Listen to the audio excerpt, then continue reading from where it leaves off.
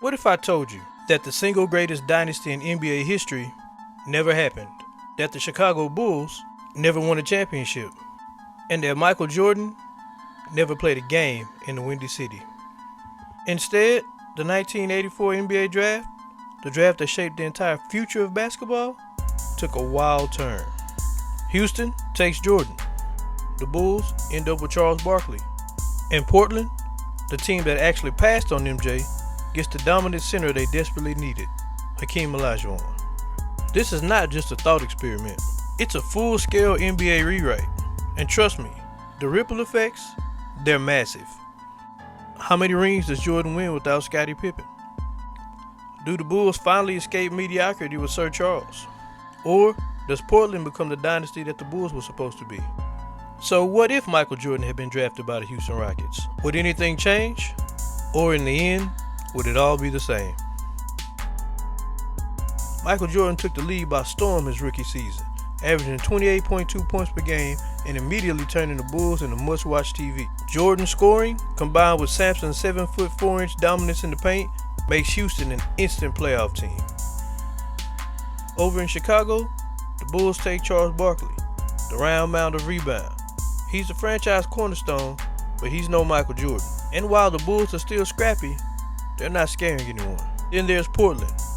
Hakeem Olajuwon has turned them into contenders almost from day one.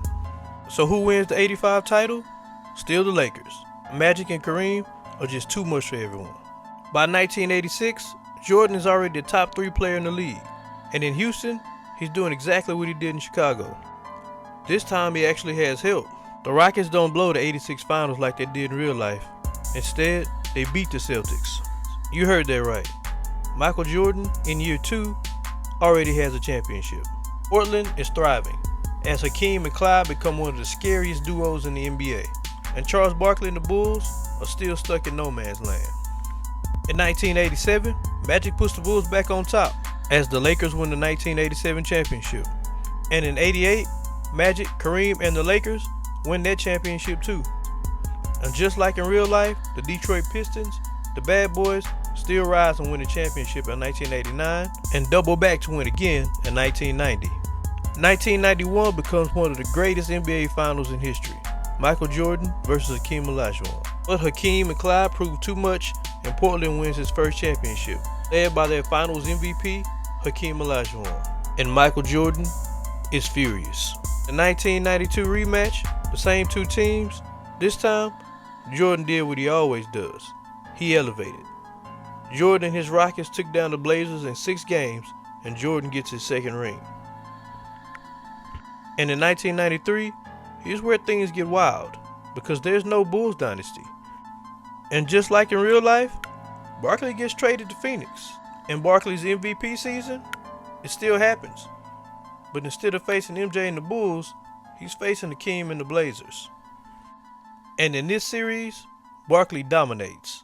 And guess what? Barkley and his Phoenix Suns win the NBA championship. And Sir Charles finally gets the ring that he never got in real life. With Jordan still in Houston, his infamous baseball retirement never happens. And in 1994, Jordan and Hakeem clash again. And Michael Jordan wins his 3rd NBA championship. But in '95, the Blazers strike back, and Hakeem, just like in real life, gets his 2nd NBA championship. By 1996, Jordan has reached his absolute peak. And from '96, '97, and '98, Michael Jordan and the Houston Rockets dominate the league. They get their revenge on Portland, then they take down a young Shaq and Penny, and Jordan has his 3-peat. The final verdict? Michael Jordan still ends up with 6 rings. Michael just won his rings in Houston instead of Chicago. And with this NBA rewrite, there's no Bulls dynasty. No '96 Bulls 72-10 season. And Scottie Pippen never wins a ring. So, if the 1984 NBA draft had gone just a little differently, history would have been rewritten. And in the end, just like one would have imagined, Michael Jordan is still the GOAT. If you enjoyed this NBA rewrite, be sure to hit that like button and subscribe to the channel. Be sure to leave us a comment and let us know which NBA rewrite you want to see next.